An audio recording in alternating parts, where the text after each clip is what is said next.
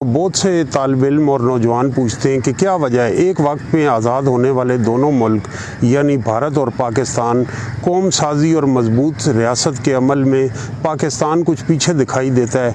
तो मैं अपने मुताले से ये बात कहना चाहता हूँ मेरी राय में कि वहाँ हमारे यहाँ कायद-ए-आज़म और लियाकत अली ख़ान 2 साल के अंदर अंदर रुखसत हुए और उसके बाद उनकी जेब के जो खोटे सिक्के थे वो इक़्तिदार में आ गए और जो रवायती सियासतदान थे, सिविल मिलिट्री ब्यूरोक्रेसी थी, वो पाकिस्तान के मालिक बन बैठे।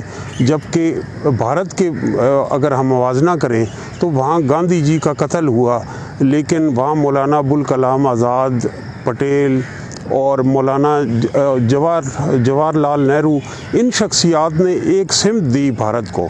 तो नेहरू ने जो 3 चीज़ें की जिससे मजबूत रियासत और कौम साजी के अमल में मावनत हुई, उसमें नंबर 1 ये था कि आइन उन्होंने फ़ौरन बना लिए, जबकि हम आइन साजी के लिए 20-30 साल हमने ज़ाया किए और आज भी 2023 में आइन पे किस तरह का हमारा सियासी निज़ाम होगा, सूबाई खुद मुख्तारी होगी या नहीं, सदारती निज़ाम होगा या पार्लिमानी निज़ाम होगा, हम भटक रहे। लेकिन इंडिया ने वो राइट ऑन ट्रैक थे, उन्होंने 1951 में ही कॉन्स्टिट्यूशन बना लिया और उनका जो इलेक्टोरल प्रोसेस है वो जारी रहा आज तक। दूसरा जो उन्होंने इक़दाम किया ज़रई इस्लाहत, लैंड रिफॉर्म्स, जो मुस्लिम लीग जो उस वक्त कायद-ए-आज़म की मुस्लिम लीग थी उसके मंशूर का भी हिस्सा था।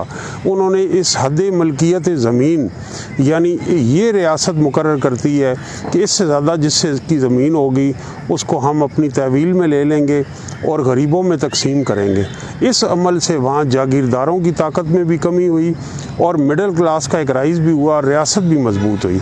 और 350 से ज़्यादा जो आज़ाद रियासतें थी, प्रिंसली स्टेट्स, उनको इंडियन आर्मी की मदद से उन राज्यों के टाइटल ख़त्म किए गए, उनके वजीफ़े ख़त्म किए गए और उनको इंडियन कॉन्स्टिट्यूशन के अंडर ला के, रेट ऑफ द स्टेट के अंदर ला के भारत का हिस्सा बनाया गया। और तीसरा जो उन्होंने चीज़ की कि नेहरू ने एक उनको कौमी निसाब दिया कि ये अंग्रेज़ का बनाया हुआ लॉर्ड मैकाले का तालीमी निज़ाम है। इस तालीमी निज़ाम की जो उस वक्त की ज़रूरियात थी वो बरतानवी साम्राज्य की ज़रूरियात थी। अब हम एक आज़ाद मुल्क हैं और आज़ाद कौमें और आज़ाद मुल्क अपनी ज़रूरियात के मुताबिक निसाब तालीम तरतीब देती। तो ये 3 चीज़ें जिसके अंदर right on track, they were right on track, constitutional path पे वो थे।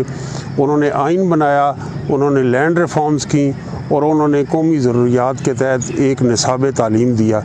इन 3 चीज़ों की वजह से भारत में जो कौम साजी का अमल है और मजबूत रियासत का क़याम अमल में आया। बहुत शुक्रिया।